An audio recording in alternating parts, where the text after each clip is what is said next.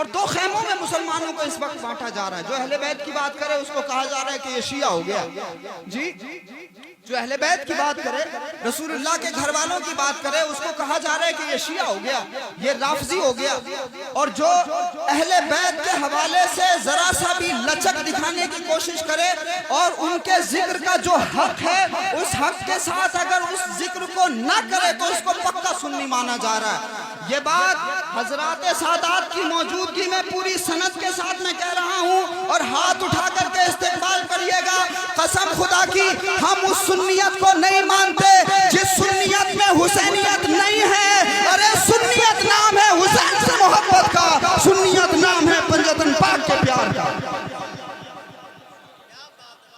وہ مفتی جو یہ کہتے ہیں کہ کربلا کی کہانی میں 90% جھوٹ ہے اور من گھڑت ہے, قسم خدا کی تو جھوٹا, تیرا خاندان جھوٹا. میرے حسین کی کربلا کل بھی سچی تھی, آج بھی سچی ہے اور قیامت تک سچی رہے گی.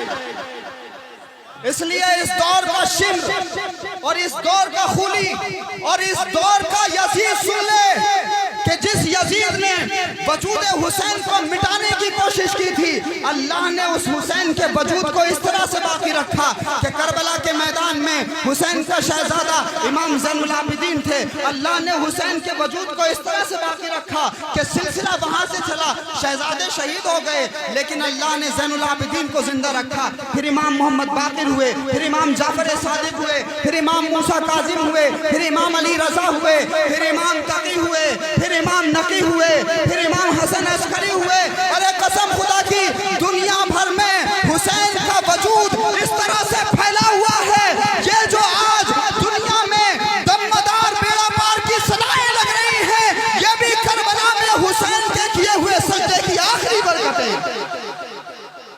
حسین نے وہ سجدہ کیا تھا کہ اس سجدے کی زندگی آج تک باقی ہے. اور اپنے اسٹیج پر جو یہ خوبصورت اور نورانی چہرے آپ دیکھ رہے ہیں, یہ بھی اسے حسین کے وجود کا صدقہ ہے.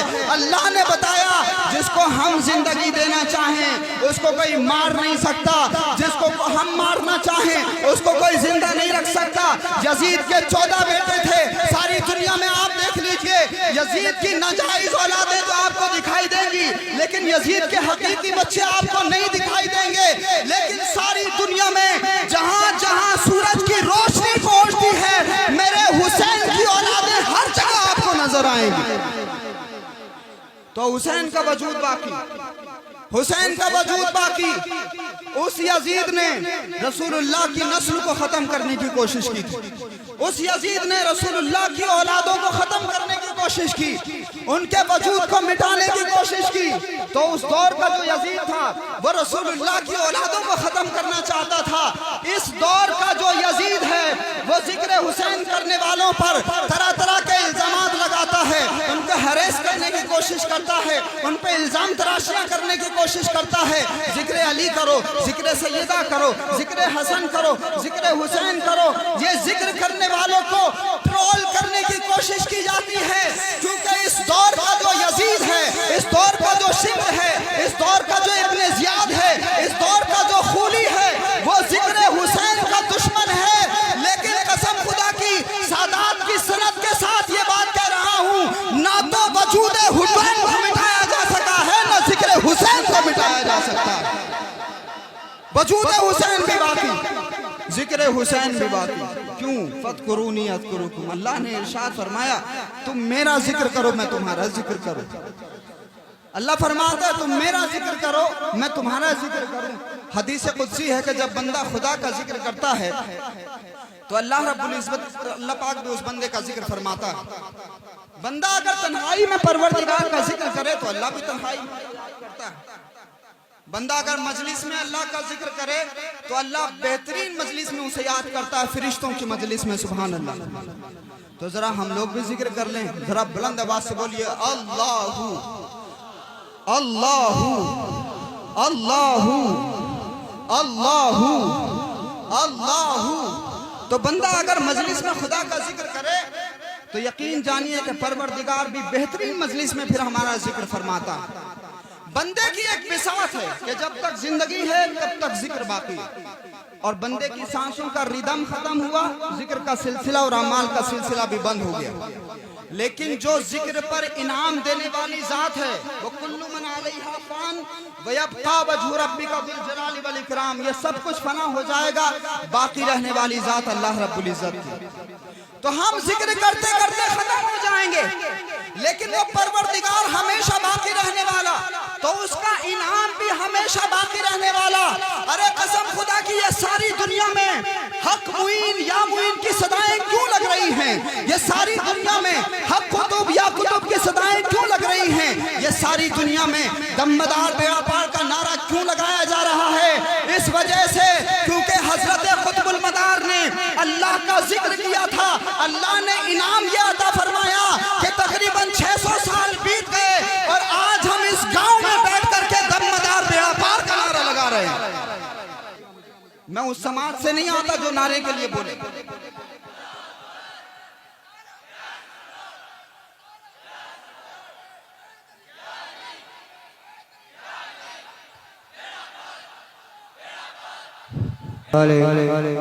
تو ساری دنیا میں جو اللہ کا ذکر کرتا اللہ پاک اس کا ذکر بلند کر دیتا۔ تو اس روئے زمین میں تمام ذاکرین نے اپنے اپنے انداز سے ذکر کیا۔ شیخ عبد القادر جیلانی نے ذکر کیا، اللہ پاک نے ان کو غوث اعظم محی الدین بنا دیا۔ حضرت خواجہ غریب نواز نے اللہ کا ذکر کیا، ان کو معین الدین بنا دیا گیا۔ سرکار بختیار کاکی نے اللہ کا ذکر کیا، ان کو قطب الدین بنا دیا گیا۔ حضرت بابا فرید نے اللہ کا ذکر کیا، ان کو فرید الدین مسعود گنج شکر بنا دیا۔ سید محمد بدایونی نے اللہ کا ذکر کیا، اللہ نے ان کو نظام الدین بنا دیا۔ ارے سارے بزرگوں نے اپنے اپنے انداز سے ذکر کیا، اللہ نے ان کو یہ انعام عطا فرمایا کہ جو خود کا ذکر کرتے رہے ان کے محل بھی ویران ہو گئے، لیکن جو خدا کا ذکر کرتے کرتے اس دنیا سے رخصت ہو گئے ان کی قبریں بھی آباد ہو گئیں۔ سارے ذاکرین کے ذکر کا انداز ایک طرف، ان سارے اولیاء نے تب خدا کا ذکر کیا تھا جب ان کا سر ان کے تن کے ساتھ میں جڑا ہوا تھا، لیکن جس طرح سے اس کائنات میں حسین نے ذکر کیا ہے اس طرح سے کسی نے ذکر نہیں کیا۔ ارے جب حسین کے سر کو ان کے تن سے جدا کر دیا گیا تھا تب بھی حسین کلام اللہ کی تلاوت کرتے ہوئے نظر آ رہے۔ تو وجود حسین کو نہ مٹایا جا سکا اور ذکر حسین کو نہ مٹایا جا سکتا ہے۔ کیوں؟ کیونکہ حسین نے جس انداز سے خدا کا ذکر کیا ہے اس انداز سے کسی نے بھی ذکر نہیں کیا۔ اس لیے اس دور کا شمر، اس دور کا خلی، اس دور کا ابن زیاد، اس دور کا شمر ذوالجوشن، اس دور کا یزید چاہے جتنا ایڑی چوٹی کا زور لگا لے، ہم حسین بھی محرم شروع ہوتے ہی لبیک یا حسین کی صدائیں شروع کرتے رہیں گے۔ ہماری نسلیں یا حسین کرتی رہیں گی۔ کیوں کرتی رہیں گی؟ یاد رکھنا حضور علیہ السلام نے ارشاد فرمایا تھا کہ لوگوں اللہ بھی اس سے پیار کرتا ہے جو حسین سے محبت کرتا ہے۔ تو خدا کے محبوب بننا چاہتے ہو؟ آسان سا فلسفہ، کوئی بہت لمبی جماعت میں نہیں جانا، حسین سے محبت کرو، حسین کے نام کا عشق اپنے دل میں جلاؤ۔ قسم خدا کی یہ وہ چراغ ہے اگر دل میں جل گیا تو تم اللہ کے محبوب بھی بن جاؤ گے۔